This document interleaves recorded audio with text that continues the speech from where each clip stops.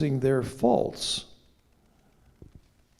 For the future, I shall not belittle the testimonies that God has given me to make explanations to try to satisfy such narrow minds, but shall treat all such questions as an insult to the Spirit of God.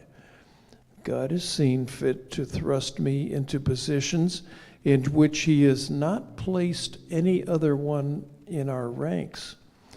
He has laid upon me burdens of reproof that He has not given to any other one. Someone has told Sister White, heading, even now unbelief is expressed by the words, "Who has written these things to Sister White?" But I know of no one who knows them as they are, and no one who could write that which he does not suppose has an existence. Someone has told me, he who does not falsify, misjudge, or exaggerate any case. So that would imply spiritual communication. Mm-hmm. Mm-hmm. You think individuals have prejudiced my mind? If I am in this state, I am not fitted to be entrusted with the work of God. And then the next heading, Mrs. White did not read certain letters or articles.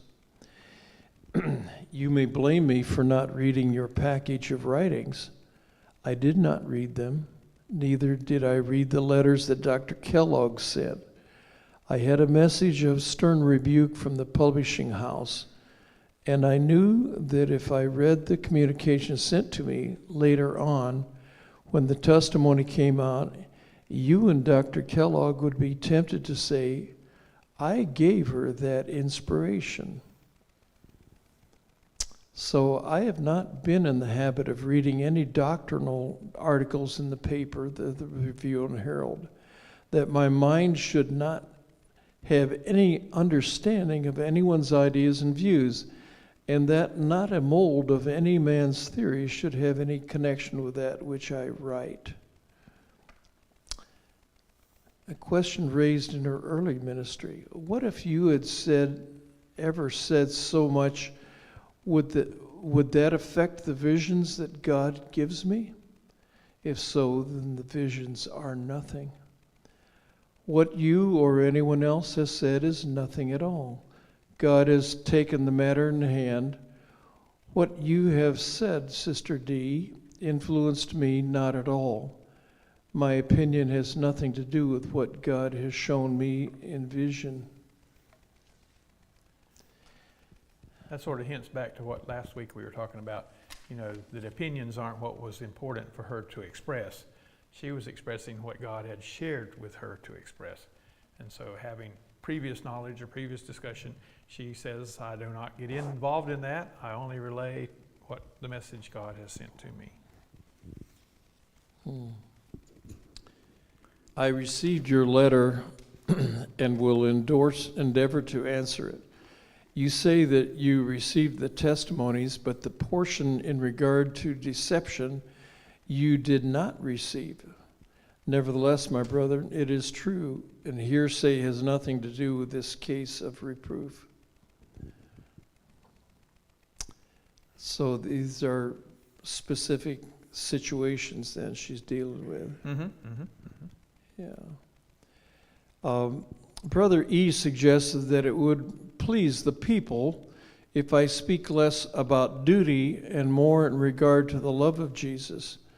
But I wish to speak as the Spirit of the Lord shall impress me. The Lord knows best what this people needs. I spoke in the afternoon, Sabbath, October 17, from Isaiah 58. I did not round the corners at all. She was blunt. There are those who say someone manipulates her writings. I acknowledge the charge.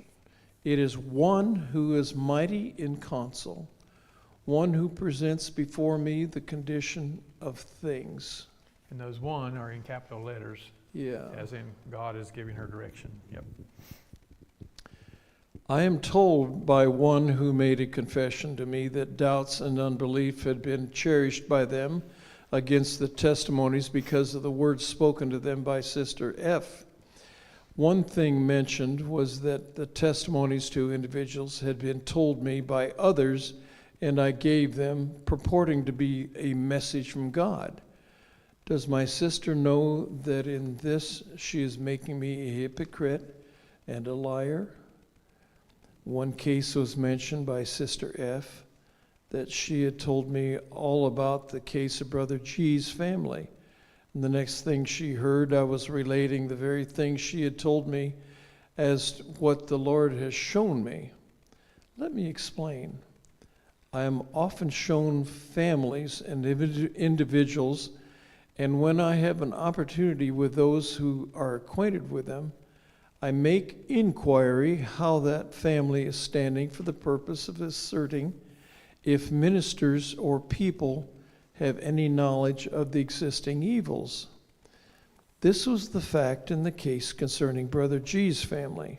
I wished to see if the testimony was substantiated by facts, but that information given did not originate the testimony, although short-sighted, tempted souls may thus interpret it.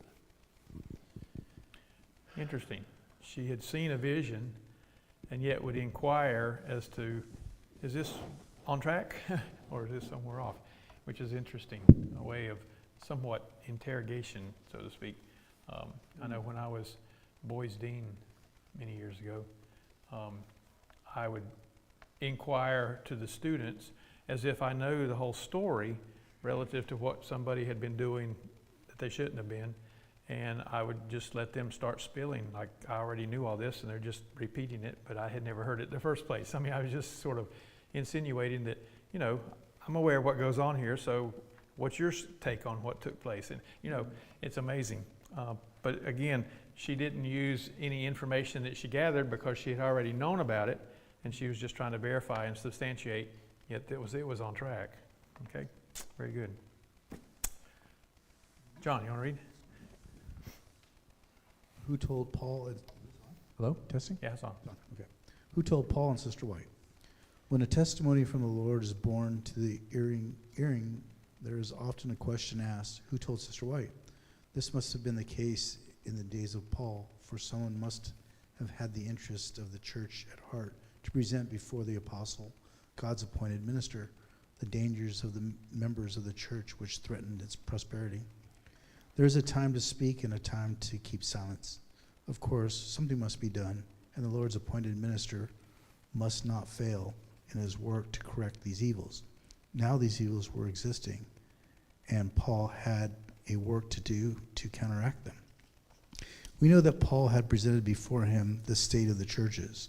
God has given him light and knowledge in regard to the order that should be maintained in the churches, the evils that would arise, and which would be corrected and firmly dealt with corresponding to their aggravated character. The Lord had revealed to Paul the purity, the devotion, and piety that should be maintained in the church, and things arising contrary to this he knew must be reproved according to the light given him of God. Why inquiries are made? When matters are brought before my mind in regard to church, sometimes there flashes, as it were, a light from heaven revealing particulars that God had presented before me of that case. And when the burden is bearing upon my mind in reference to special churches, families, or individuals, I frequently inquire the condition of things in the church, and the matter is all written out before I come to that church. But I want facts to sustain the testimonies, and I am burdened to know in what manner I should bring out the light God has given me. If the errors have been manifested affecting the church, the examples of a character to mislead the church, weaken it in faith, and strengthen unbelief, then the work to be done must not be confined to families privately or to individuals alone, but must come before the whole church to stay the evil and flash light into the minds of those who have been deceived by deceptive works and misinterpretations. Again, when before the people there flashes upon me light that God has given me in the past in reference to the faces which were before me, and I have been impelled by the Spirit of the Lord to speak. This is the way I have been used, viewing many cases, and before I bring those cases out, I wish to know whether the case is known by others, whether their influence is calculated to injure the church generally. Questions are sometimes asked, and sometimes it determines the manner of threatening these cases, whether before many or few, or before the persons themselves. If the case is such that it can be dealt with privately, and others need not know, I greatly desire to do all possible to correct and not give publicity to the matter. Good way to be. Yeah. You know, if you deal with it publicly and nobody else knew about it, then you're just opening a whole big can of worms. Yes, Roger. You know, I wonder if she was living today, if our churches could handle that. Right. Yep. I think some churches would fall apart.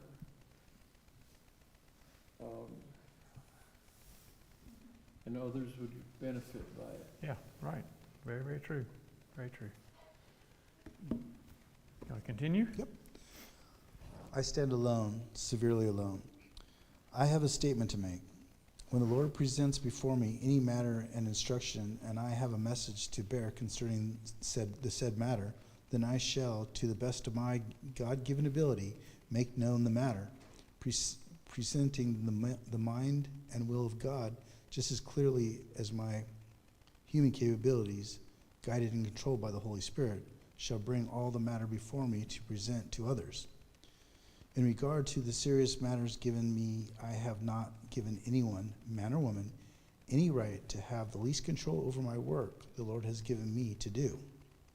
Since 21 years ago, when I was deprived of my husband by death, I have not had the slightest idea of ever marrying again. Why? Not because God forbade it, no, but to stand alone was the best for me, that no one should suffer with me in carrying forward my work entrusting to me of God, and no one shall have a right to influence me in any way to reference to my responsibilities and my work in bearing my testimony of encouragement and reproof.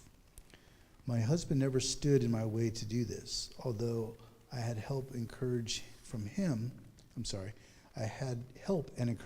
him, and oft his pity. His sympathy and prayers and tears I have missed so much, so very much. No one can understand this as myself, but my work has to be done. No human power should give the least supposition that I would be influenced the work of God has given me to do in bearing my testimony to those for whom he has given me reproof or encouragement. I have been alone in this matter, severely alone with all the difficulties and all the trials connected with the work. God alone could help me.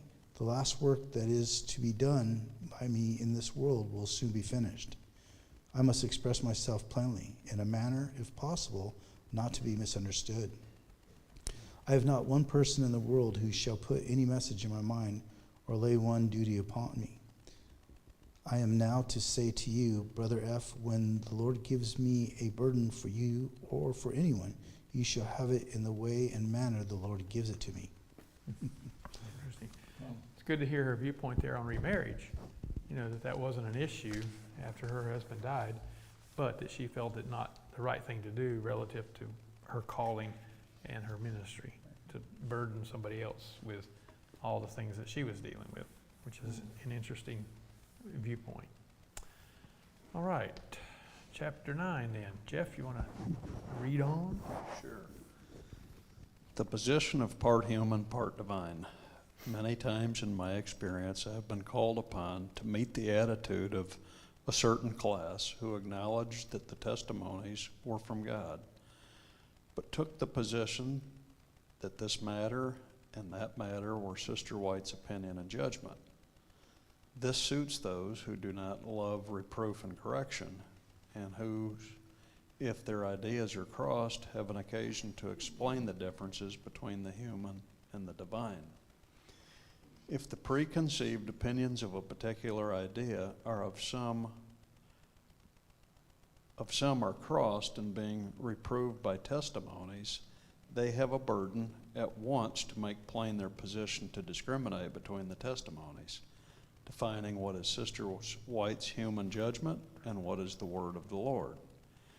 Everything that sustains their cherished ideas is divine, and the testimonies to correct their errors are human, Sister White's opinion.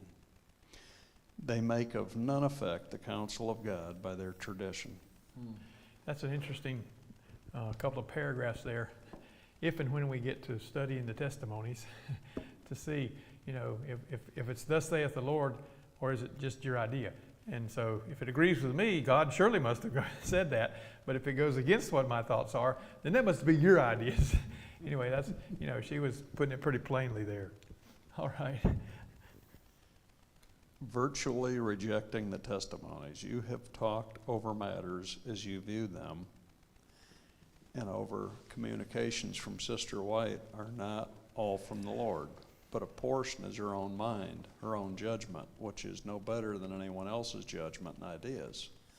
This is one of Satan's hooks to hang your doubts upon, to deceive your soul and the souls of others who will dare to draw the line in the matter and say, this portion which pleases me is from God, but that portion which points out and condemns my course of conduct is from Sister White alone, and bears not the holy signet.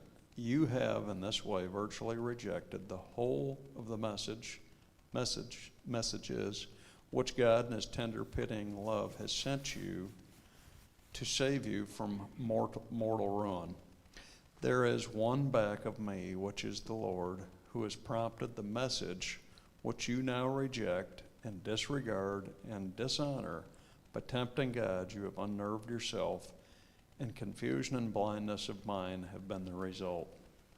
Pretty strong result. This is not my opinion. After I wrote you a long letter which has been belittled by Elder H, is merely an expression of my own opinion, while at Southern California camp meeting, the Lord partially removed the restriction, and I write what I do. I dare not say more now, lest I go beyond what the Spirit of the Lord has permitted me. When Professor I came, I put to him a few pointed questions, more to learn how he regarded the condition of things than to obtain information. I felt that the crisis had come, and Elder H and those united with him been standing in the light. They would have recognized the voice of warning and reproof, but he calls it human work and cast it aside. The work he is doing, he will wish undone ere long. He is weaving a net around himself that he cannot easily break. This is not my opinion.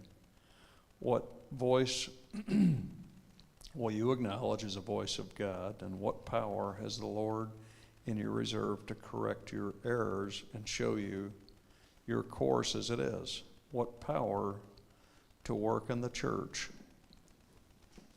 You have, by your own course, closed every avenue whereby the Lord would reach you. Will he raise one from the dead to speak to you? In the testimonies sent to Battle Creek, I have given you the light that God has given me. In no case have I given my own judgment or opinion. I have enough to write of what has been shown me without falling back on my own opinions. You are doing as the children of Israel did again and again. Instead of repenting before God, you reject his word and attribute all the warnings and reproof to the messenger whom the Lord sends. Permit me to express my mind, and yet not my mind, but the word of the Lord. Satan will help those who feel that they must discriminate. I have my work to do to meet the misconceptions of those who suppose themselves able to say what is the testimony from God and what is human production. If those who have done this work continue in this course, satanic agencies will choose for them those who have helped souls to feel at liberty to specify what is of God in the testimonies and what is the uninspired words of Sister White, will find that they were helping the devil in his work of deception. How can God reach them? What reserve power has the Lord with which to reach those who have cast aside his warnings and reproofs and have accredited the testimonies of the Spirit of God to no higher source than human wisdom? In the judgment, what can you who have done this offer to God as an excuse for turning from the evidences he has given you that God was in the work?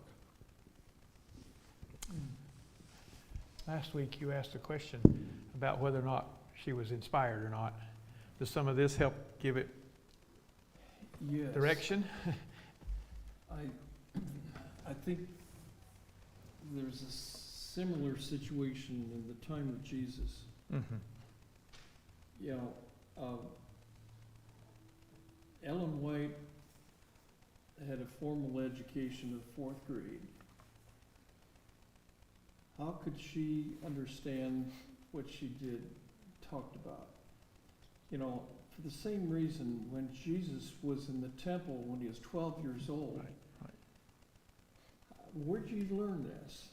How do you know that? Mm-hmm. Mm-hmm. And you're from Nazareth?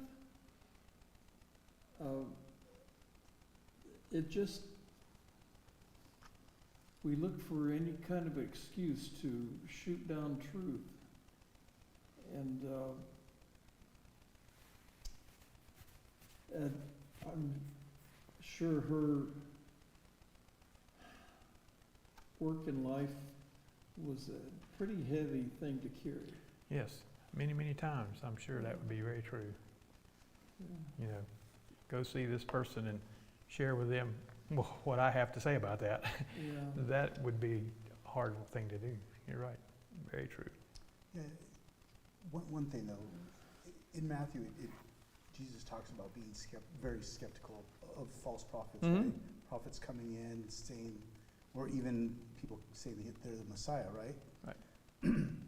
So if you read, you're taught to be skeptical. But there's one thing you always are supposed to look for, and that's the fruits. Mm-hmm. And just by reading the books that I have read of her, the fruits are all there. Right. I mean, they're very plentiful. Very true. Very true. Very, very true. Yep.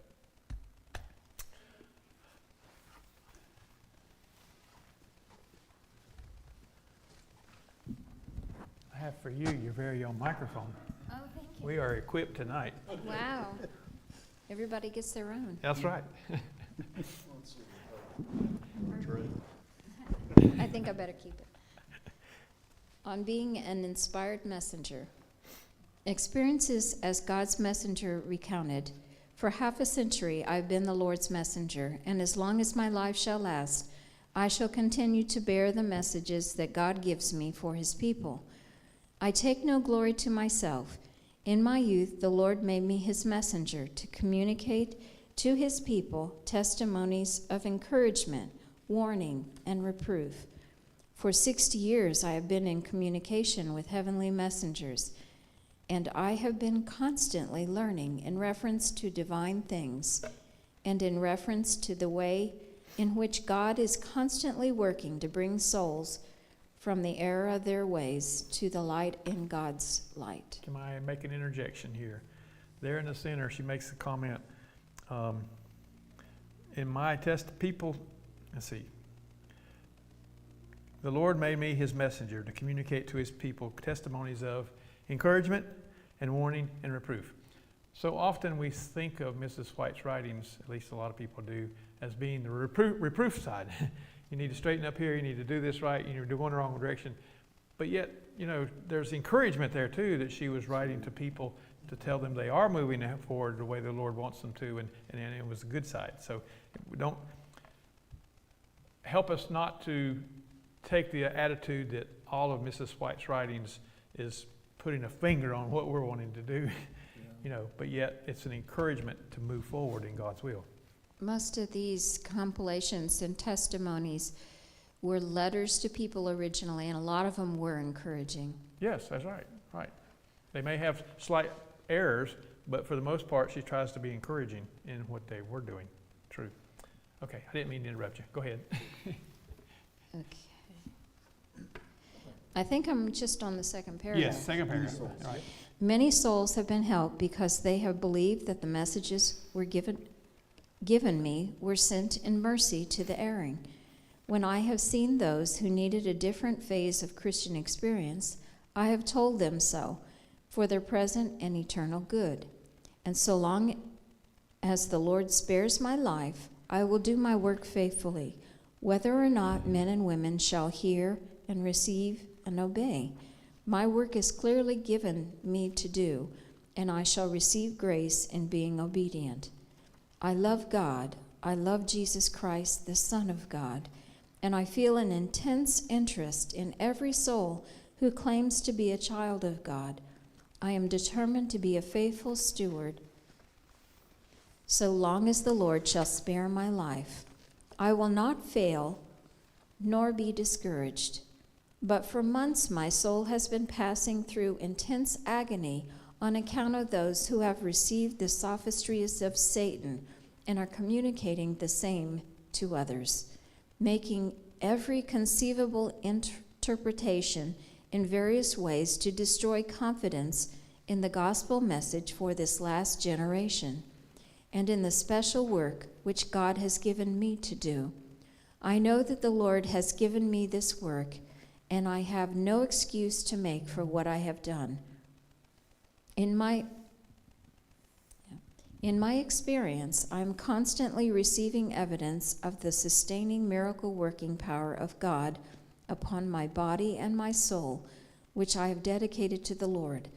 I am not my own. I have been bought with a price, and I have such assurance of the Lord's working in my behalf that I must acknowledge his abundant grace.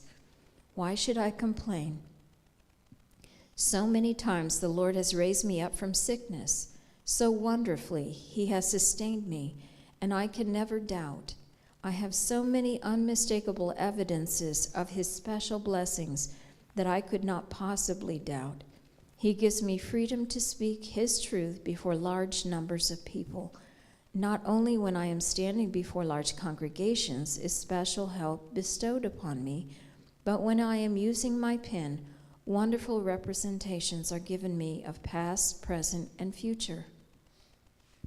Given tongue and utterance. Of all the precious assurances God has given me regarding my work, none has been more precious to me than this, that he would give me tongue and utterance wherever I should go. In places where there was the greatest opposition, every tongue was silenced. I have spoken the plain message to our own people and to the multitude, and my words have been accepted as coming from the Lord. Could I ask? There's a footnote at the bottom that the reference to pantheistic teachings, she was referred to at the top. Right. Could you explain pantheism? My concept is that when you look at nature,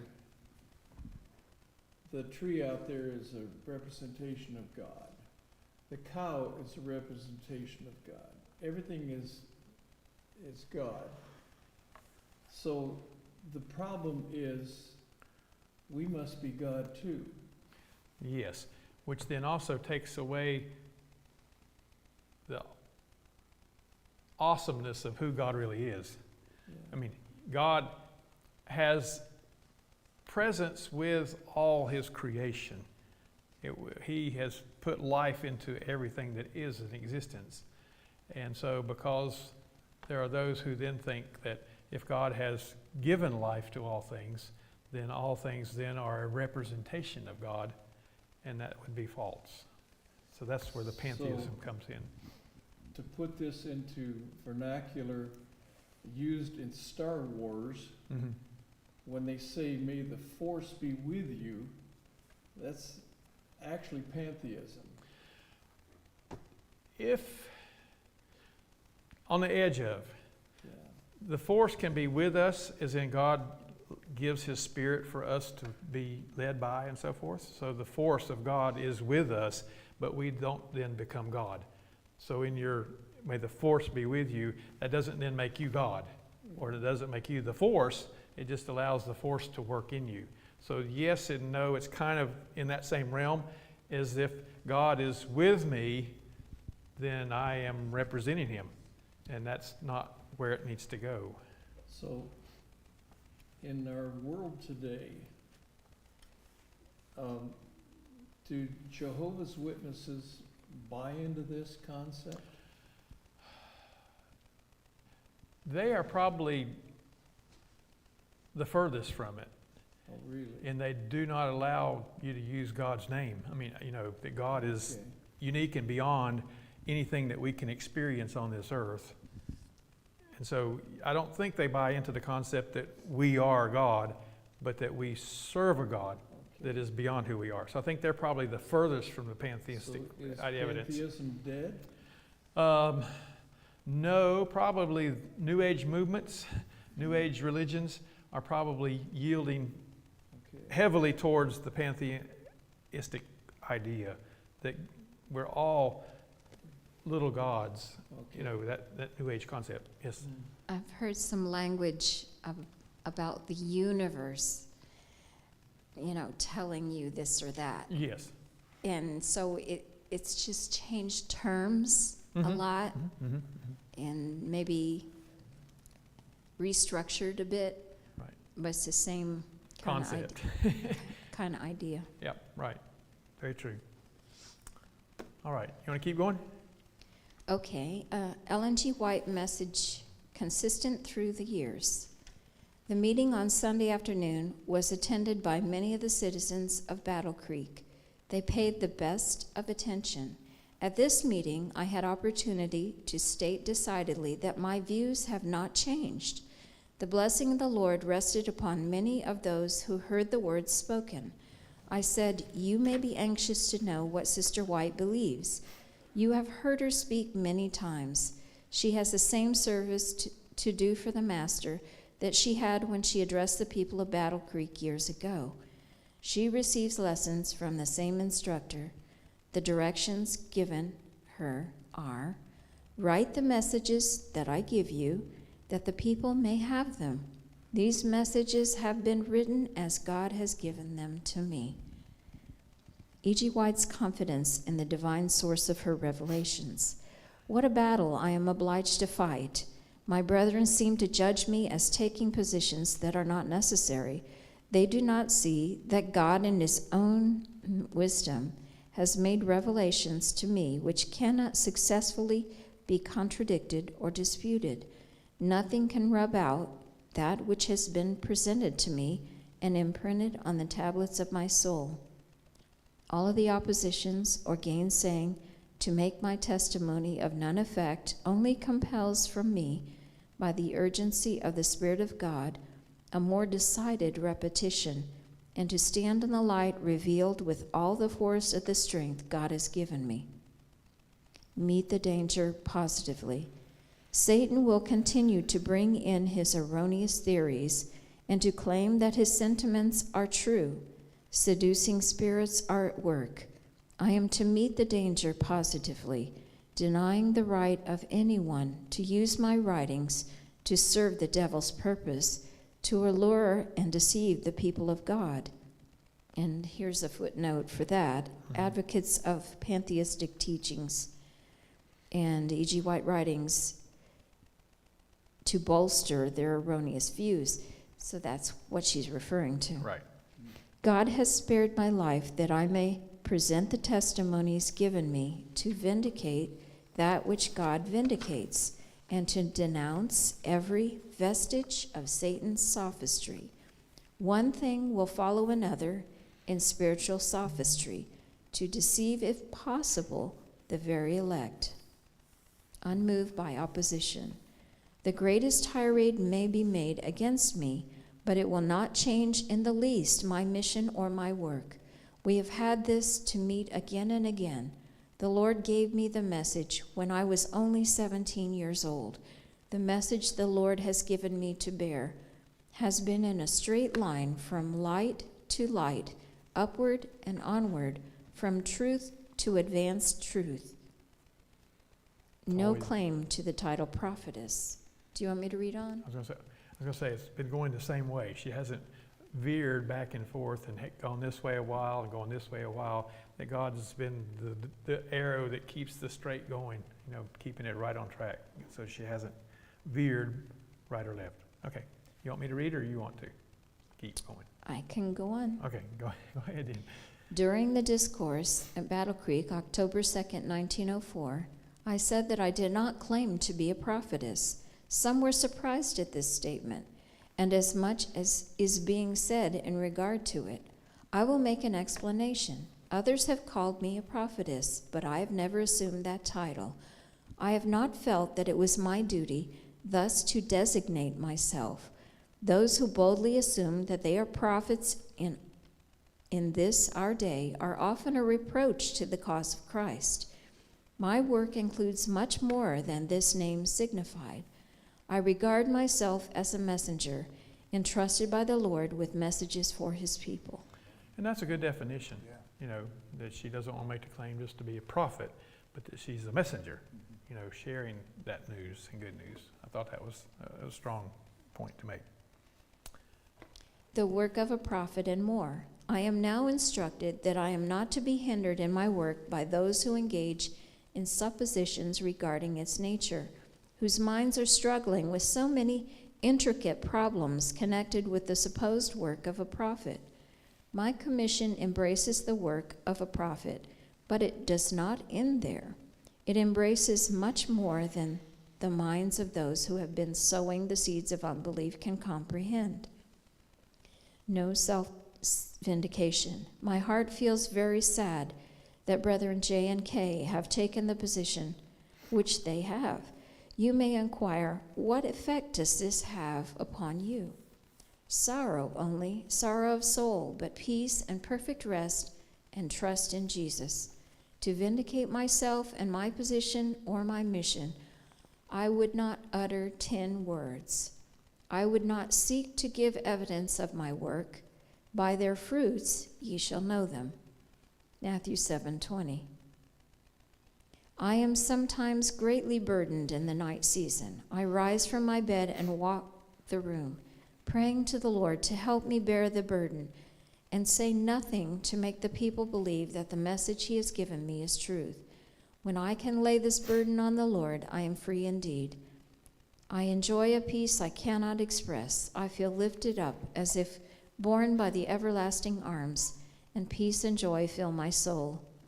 I am again and again reminded that I am not to try to clear away the confusion and contradiction of faith and feeling and unbelief that is expressed. I am not to be depressed, but I am to speak the words of the Lord with authority and then leave with him all the consequences. I am instructed by the great physician to speak the word that the Lord gives me, whether men will hear or whether they will forbear. I am told that I have nothing to do with the consequences, that God, even the Lord Jehovah, will keep me in perfect peace if I will rest in his love and do the work he has given me. That segment speaks to what you were saying of the burden she had to carry. Her peace was in God, recognizing that it's not her words, she's just the messenger. So, I want to make sure I understand. She didn't identify herself as a prophet. Right. However,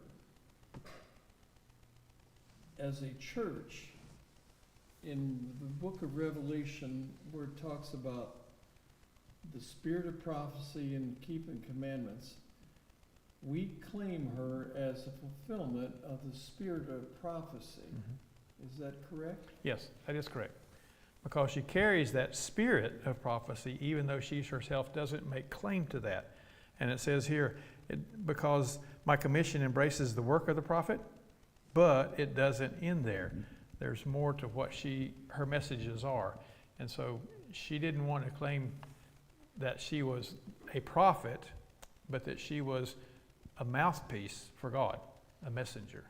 So in the Old Testament, did the prophets in the Old Testament take that claim personally? I haven't studied enough to make sure that would be true or false, It seems although some didn't want it. we have given them that position. Yeah. What'd you say, John? I was saying, it seems some didn't want it, obviously. Yeah. And so, it's, if you're doing God's work, you don't have to have a title. And that's kind of where her mindset was. I'm doing what God has asked me to do. You can call me whatever you want to call me, but I don't have to have the title. Okay. I'm just the messenger with the message that God has sent me with. Yeah. And it's not some of my doing, it's not my thoughts, it's not my ideas. God blesses me with this to write, sometimes of what has taken place in the past, sometimes what's going to take place in the future. I'm just doing God's will, and I don't need a title to go with that. And so I think she was humble in that regard, but at the same time, recognizing, as John mentioned earlier, and as she just mentioned here, the fruits give evidence that what she is doing is the work of a prophet, or prophetess, if you want to call it that way, even though she doesn't want to make claim to it, because then that draws more attention or whatever, but, she's just doing God's will. Do you have a comment? Well, I think that our church also uses the prophecies of Daniel and Revelation. In that sense, we're also using the spirit of prophecy. Right. So it's kind of a double-edged sword, if you will. Mm-hmm. If you want to finish, go ahead. Oh, that's good. I don't want to wear out your voice. That's no problem. Will not confess the sins known only to those involved. Your brethren, or many of them, do not know that which yourself and the Lord know. I have determined that I will not confess the sins of those who profess to believe the truth, but leave these things for them to confess. In other words, she's not going to expose you to everything else. It's between you and God, even though she may know about it. Benefited herself. I long to speak to large congregations, knowing that the message is not of myself, but that which the Lord impresses upon my mind to utter. I am never left alone when I stand before the people with a message. When before the people there seems to be presented before me the most precious things of the gospel, and I participate in the gospel message and feed upon the word as much as any of the hearers. The sermons do me good, for I have a new representations every time I open my lips to speak to the people. I can never doubt my mission, for I am a participant in the privileges and am nourished and vivified, knowing that I am called unto the grace of Christ.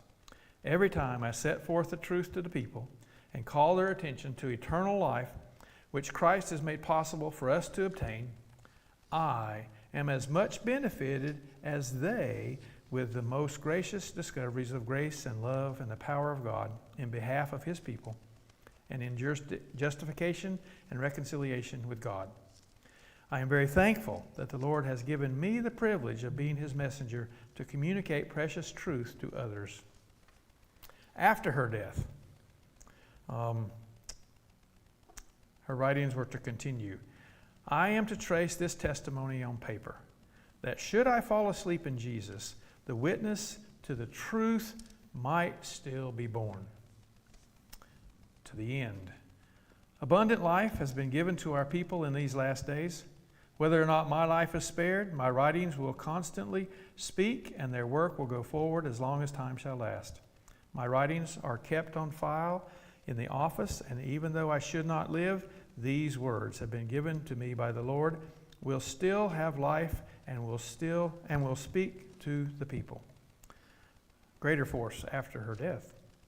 Physically, I have been as a broken vessel, and yet in my old age the Lord continues to move upon me by His Holy Spirit to write the most important books that have ever come before the churches and the world. The Lord is evidencing what he can do through weak vessels. The life that he spares, I will use to his glory. And when he may see fit to let me rest, his messages shall be of even more vital force than when the frail instrumentality through whom they were delivered was living. And so her works continue. Yes. Do we know when she gave a sermon, did she prepare notes, or was it just stand up and a spontaneous flow?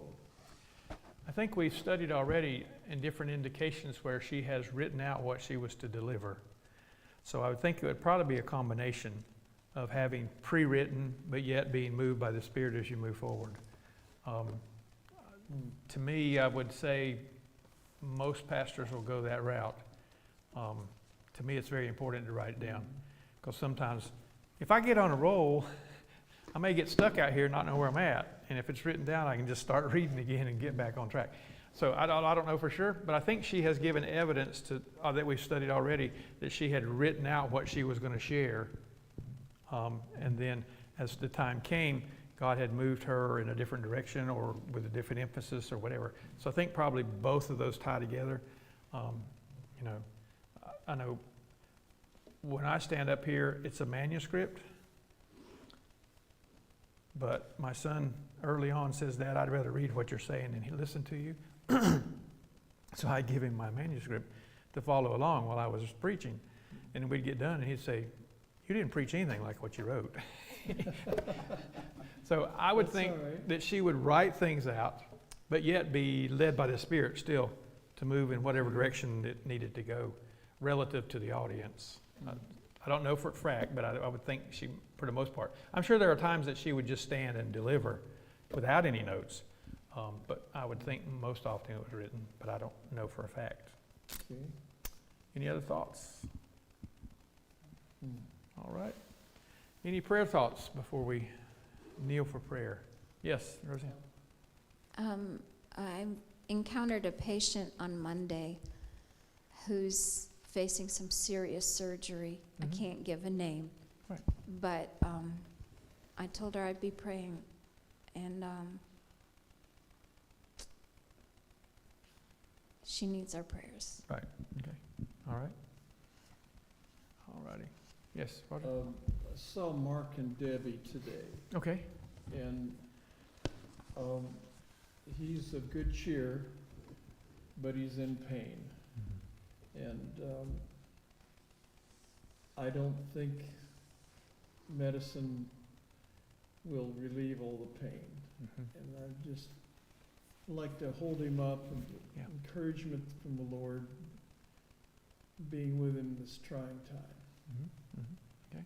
Jeff, did you have something? My grandson's in the hospital with asthma, Okay.